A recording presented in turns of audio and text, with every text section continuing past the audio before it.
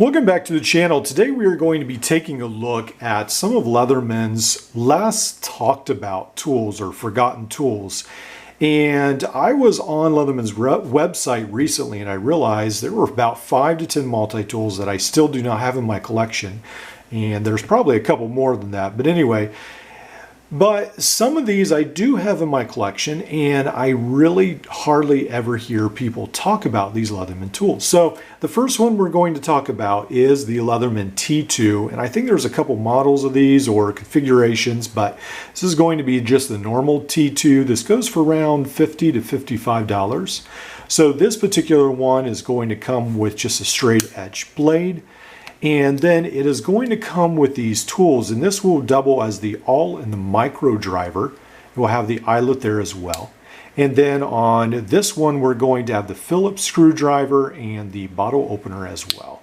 Then this tool, I always mix this up. I always think this is a scraper, and it's actually supposed to be a package opener. I'm not sure how I feel about that, but anyway, and this is supposed to be a pry tool as well, and I will classify this as a large screwdriver, but anyway, that's how Leatherman has it. So those are going to be the tools on the Leatherman T2. Now, the Leatherman T2, why I think has value is especially because it has a lock here. So, for instance, if you wanted to get the Gerber arm bar, this has a lot of the tools that you would be using bits for, except you don't have to swap out bits. Now, the T4 does have a pair of scissors, and I feel like that's why it gets so much more attention. But this still, if you want a minimalist tool set, I feel like this still does have a lot of value for you. So it does have several tools in it. The next tool we're going to be talking about is the Leatherman Pst, and especially the Leatherman Pst Heritage.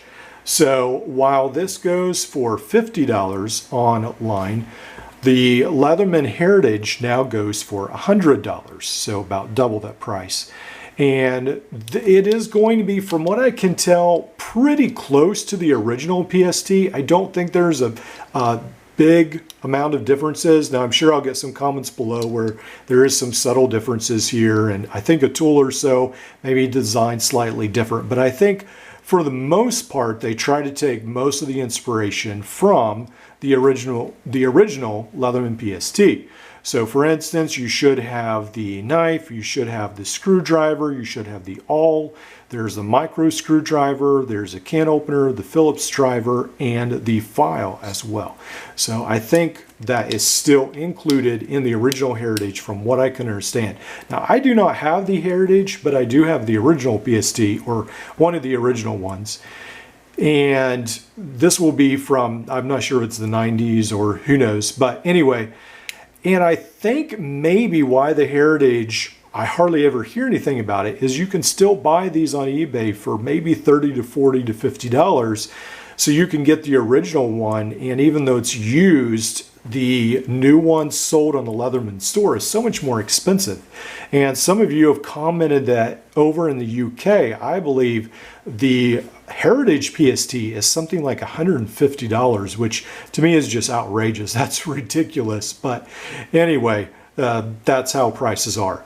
So the final tool that I think is sort of forgotten is the OHT, and it has been getting a little bit more attention recently, but I feel like this is going to be one that perhaps Leatherman may put on the chopping block soon.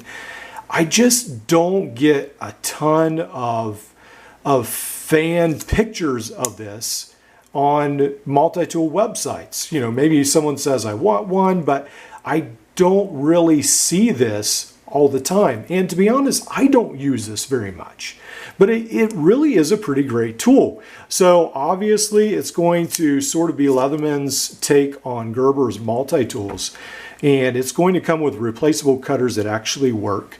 And it's going to have pretty good pliers here as well. Now on mine were used, so they're not perfect, but a new set should be a lot better. But even though this was beat up and it does have a broken knife blade as well, I mean, it is still remarkably solid. So unfortunately, I did buy this used and someone had sort of abused it. But even with all that, I mean, there's hardly any shakes and rattles, which is amazing. On this side, we're going to have the typical Leatherman Can Opener. These aren't going to be locking tools, so that's pretty neat. And then we're going to have the screwdriver, which I guess could sort of double as a pry bar. And then we're going to have the smaller screwdriver, and then on this side we have the Phillips screwdriver as well. Down here we're going to have the seat belt cutter tool and the oxygen wrench, and then I think maybe it's right here where you can screw in the rod to clean the brush, or to the gun cleaning tool rather. So it has sort of a universal adapter there to clean firearms. And then here's the serrated blade. And then on this side, we have the knife. Again, unfortunately, mine is chipped. And then we do have the saw as well. And these, again, are going to be locking tools. So that's pretty neat as well. So I feel like, again, the OHD is just a really, really solid tool. Really, it feels really tough. It feels like something that's not going to let you down. But it is a little bit heavier than some other Leatherman's tools, and I think that's why some people hesitate to carry it. And it's, to be honest, that's one of my hesitations as well. The Leatherman Surge, I feel like this is almost the Surge size, and I just feel like the Surge has tools that better meet my needs. But if this was my only multi-tool, I feel like I would be pretty happy with it. I could really get a lot of use out of it as well.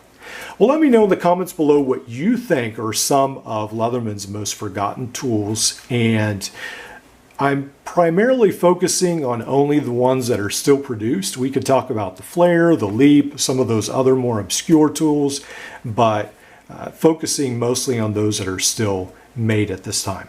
All right, I've got a couple more videos for you to watch.